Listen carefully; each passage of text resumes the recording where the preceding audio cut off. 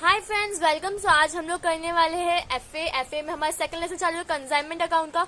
उसका ये हमारा 5th क्वेश्चन है, बट इलस्ट्रेशन नंबर 10th। इसमें क्या बोला हुआ है, let's see. On 1st November 2013, C of Kolkata send goods costing 1 lakh to D. C consignor है, डी कंसाइनी है, D of Delhi on consignment basis. C पे ₹5,000 as railway freight and 2,000 as insurance. मतलब अभी ये किसका, कंसाइनर का एक्सपेंस हुआ है, तो कंसाइनर का कुछ तो लेना देना है नहीं, तो कंसाइनर को ही पे करना है। Then on 31st December 2013, an account sales was received from D disclosing that the entire quantity of goods was sold for ₹1,50,000, out of which ₹30,000 was sold on credit। मतलब कैश सेल्स कितना है, 1,20,000 and credit sales है 30,000। A customer who purchased goods for ₹5,000 failed to pay and the debt proved bad। अब ये bad debts आया है, ये किसका है?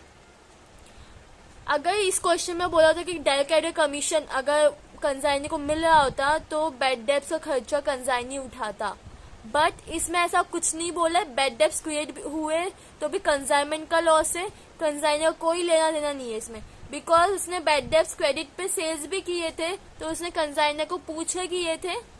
Okay, all other debts were collected by D in full. D ने कलेक्ट किया। डी कौन है यहाँ पे? कंसाइनी ने बाकी के सारे अमाउंट कलेक्ट कर लिए थे।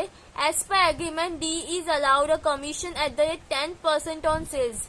10% किस पे? सेल्स पे। D sends the amount due to C by cheque, मतलब कैश बैंक नहीं, डायरेक्टली बैंक डाल दोगे। Prepare necessary journal account in the books of C and D. तो यहाँ पे मैंने प्रिपेयर करके रखा है। This is consignment account. ये किसका? कंसाइनी का account, goods sent on consignment. Here it is in the books of ledger D. किसका? कंसाइनी के बुक में सी का अकाउंट है, कंसाइनर का। एंड डेटर्स का अकाउंट, बिकॉज बैड डेब्ट्स भी क्रिएट हुए, राइट।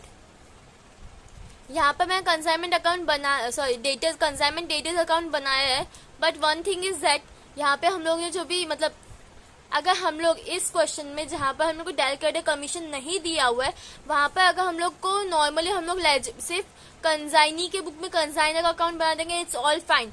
मतलब हम लोग को कोई और अकाउंट नहीं बनाने का, गिने चुने अकाउंट जो हमारे पास है हम लोग सिर्फ वही बनाएंगे जब तक हम लोग को डायरेक्ट क्रेडिट कमीशन नहीं मिलता। नेक्स्ट क्वेश्चन जो हम लोग करेंगे वो डायरेक्ट क्रेडिट कमीशन पे होगा, तो उसमें हम लोग डेटर्स वगैरह सारे अकाउंट्स बनाएंगे। तो in this question we are going to skip debtors account because it is not necessary. जो भी हैगा हम इधर ही पोस्ट कर देंगे। सो पहला क्या है? सेल्स का है, राइट। सेंड किया है, कंसाइंड है, तो इधर आएगा, राइट। कंसाइनमेंट के to goods sent on consignment, right? Consignment account, amount of ₹1 lakh. Second effect is in goods sent on consignment account, credit side by consignment account, ₹1 lakh. Okay, after that 5,000 and 2,000 is expense made by consigner. So consigner के पास से consignment का क्या है? Consignment का loss है, तो consignment account debit क्या जा रहा है? कैश एंड बैंक, क्योंकि expenses of course cash and bank में ही होता है। सो यहाँ पे हम लोग लिखेंगे to cash and bank account. Cash and bank का कोई अकाउंट हम लोग ने नहीं प्रिपेयर किया है, सो हम लोग यहाँ पे एक ही एंट्री आएगी। आप लोग बाइफरकेट कर दो। क्या है? फ्रेट है, फ्रेट एंड इंश्योरेंस, राइट। दोनों का ऐड करके हम लोग ने लिखा है। अगर इफ यू वांट अलग अलग भी लिख सकते हो, एज योर विश। नेक्स्ट क्या बोला है? अभी सेल्स हुआ है 1,50,000। सेल्स कहाँ आता है? यहाँ पे। अब सेल्स दो इसमें है, एक क्रेडिट बेसिस पे एंड एक डेबिट बेसिस पे, एक कैश बेसिस पे एंड दूसरा है क्रेडिट बेसिस पे। तो यहाँ पे पहले आ जाएगा किसके वजह से सेल किया, किसने सेल किया? डी ने। तो बाय डीज अकाउंट, ब्रैकेट में आ जाएगा कैश सेल्स 1,30,000, 1,20,000 बिकॉज 30,000 क्या है, क्रेडिट बेसिस पे। ओके, इसका सेकेंड इफेक्ट कहाँ जाएगा, यहाँ पे आएगा, कहाँ पे, यहाँ पे आएगा, टू कंसाइनमेंट अकाउंट ब्रैकेट में कैश सेल्स, अमाउंट इज 1,20,000।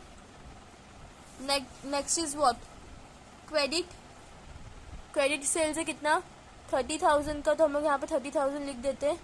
यहाँ पे क्या लिखेंगे, same, by these account credit sales 30,000।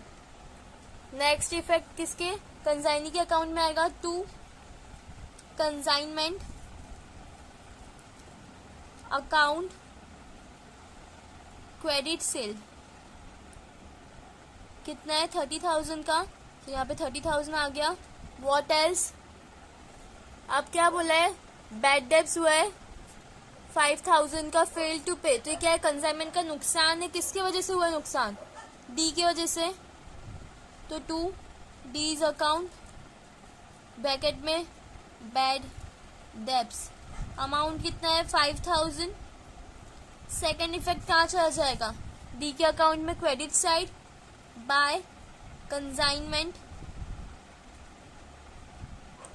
Account bracket में बैड डेब्ट्स लिखो, amount is 5,000।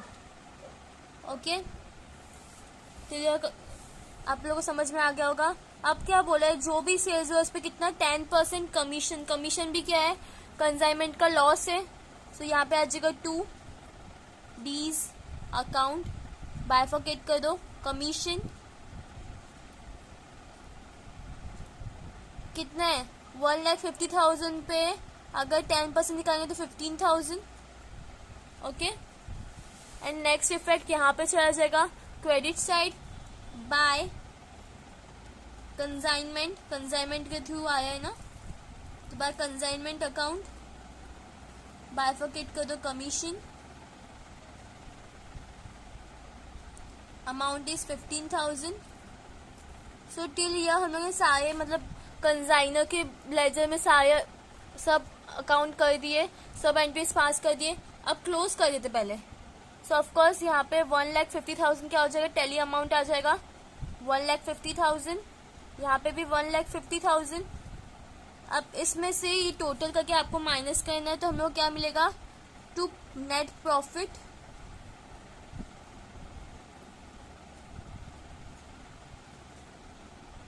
Profit and loss account. Okay, कितना है अमाउंट 23,000। ओके, कितना 23,000, एक एक करके सब क्लोज करेंगे। इसमें ये साइड बढ़ा है 1,50,000, 1,50,000, यहाँ पे भी 1,50,000। अभी इसमें 20,000 माइनस है तो कितना बचेगा 1,30,000। ये क्या हो गया आपका, टू बाय बैंक, क्योंकि क्या बोला चेक में किया है, तो by bank, bank account bracket में रेमिटेंस।